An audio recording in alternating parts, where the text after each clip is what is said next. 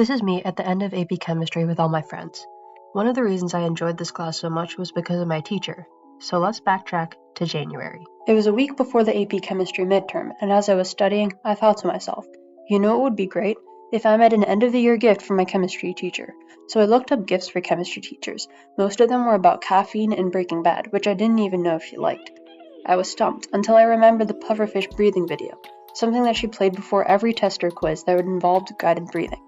The first plane I made was a little pufferfish that could rise and fall by itself, and maybe expand and contract like the toy in the top left. That from me past the drawing board. But to keep on drawing this idea, I found a YouTube video. I learned how and never looked back. I kept drawing the pufferfish on all my chem notes, and Loki became kind of obsessed with it.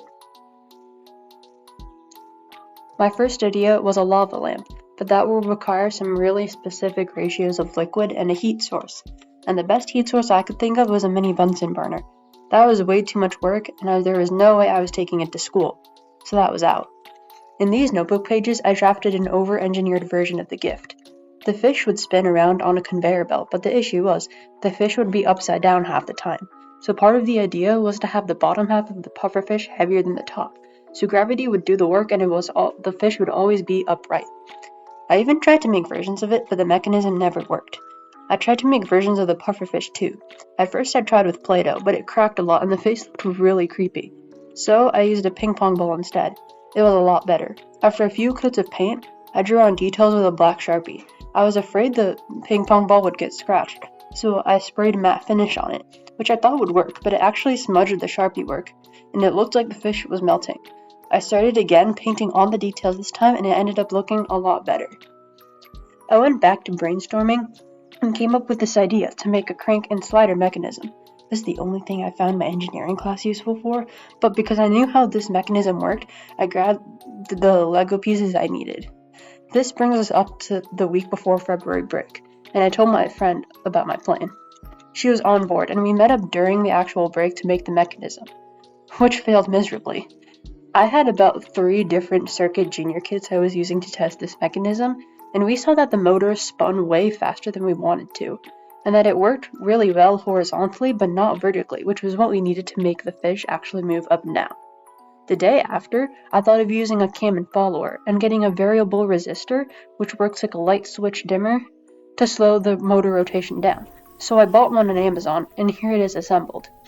Then I told my dad about this, and he said the best way to make the circuit work was to solder it.